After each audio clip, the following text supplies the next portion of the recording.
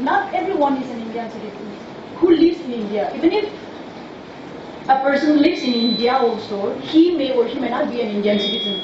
For example, a foreigner. We used to see many foreigners living in India also. They have freedom. They can give up their foreign citizenship and they can become an Indian citizen.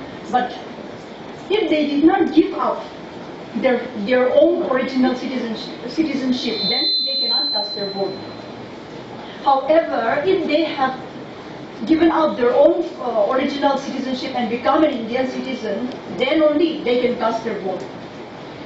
Number 2 is, a person should have reached 18 years of age, as I have already mentioned.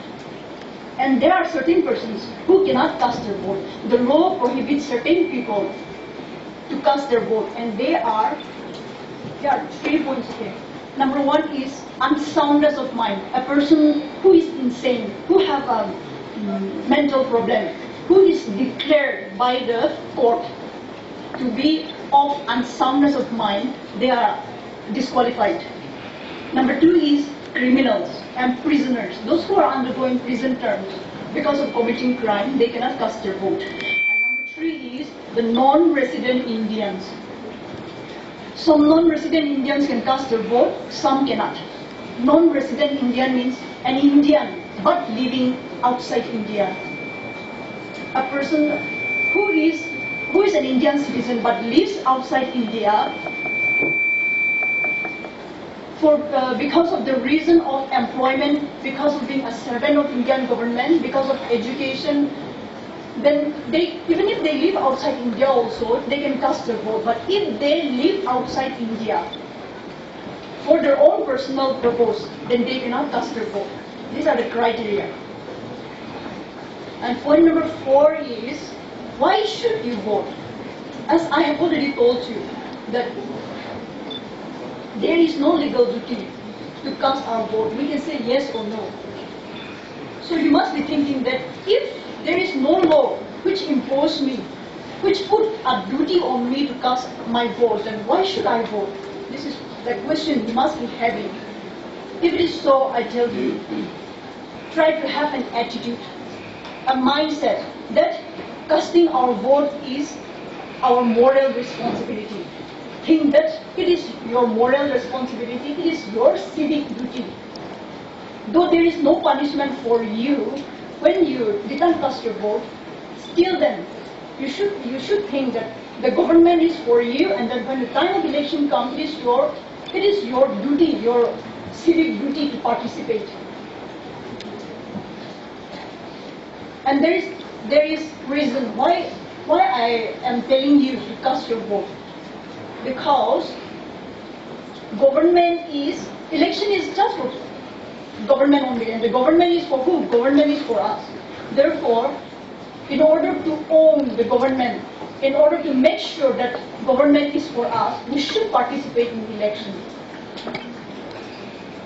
Another is, when you cast your vote at the time of election, think that the MLAs or other politicians, whoever contests in the elections, think that they are our servants, because they are not there by themselves. It is we who elect them. We send them there in their places, in their offices, so that they can work not for themselves, not for only a certain group of people, but we send them there and they are working for us. Therefore, when you cast your vote, think that they are there for you. This is the reason why it is important. As I've told you, a student have asked whether it is very important or not. This is, as I've told you, as the government is for you, it is really very important for you it is important for us to participate in elections, so that the purpose of democracy is not defeated. Come to the last point, it is the laws and the legislations for election. There are many laws. There are different kinds of laws. In India itself, there are more than 12,000 laws for different purposes. Some are for central laws, some are for state laws, but for election purpose also there are many laws. Some of the most important ones are the Constitution and the other statutes called Criminal Procedure Code, Indian Penal Code, and Representation of People's Act. These are the names of the laws. Under them, there will be lots of provisions. You will find many things written about election. In one of these laws that is under Indian Penal Code, I have found 6 different kinds of offences mentioned that if you do this, you will be punished with this. I will mention about them. These 6 points are: 1. Bribery. 2 is undue influence. 3. Personation. 4. False statement. 5. Illegal payment. 6. Failure to keep election accounts. These are expressly given in the law. Let me explain a little bit about these points. What do you understand about bribery? What do you mean by bribery? You must be thinking that taking money or giving money to a person during the time of election, that is bribery. That is not law. Taking and giving money is also bribery. But besides that, there are also other things which can come under bribery.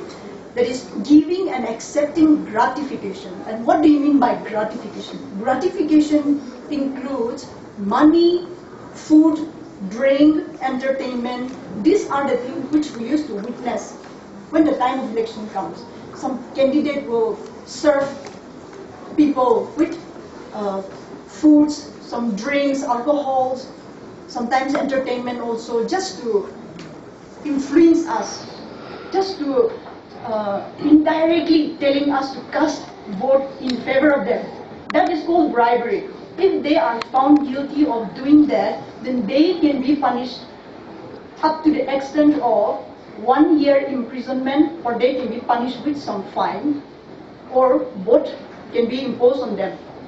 Another is undue influence. What does it mean by undue influence? Undue influence means interfering with the free right to exercise any electoral right. I've already told you about what is electoral right, and I told you also that we have free electoral right. If somebody comes and threatens us, saying that they will cause some injury on us or on our property or on our family members, until and unless you cast your vote in favor of a particular candidate, that is called undue influence. Someone having power and influencing us, threatening us with different things which they know that we will fear, what they are threatening us, and we will cast a vote. That is called undue influence. And if a person is found guilty of doing that, then they can also be punished with imprisonment up to the extent of 1 year, or fine, or both can be imposed on them.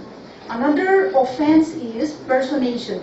Personation means applying for voting paper in the name of fictitious name or any other human name.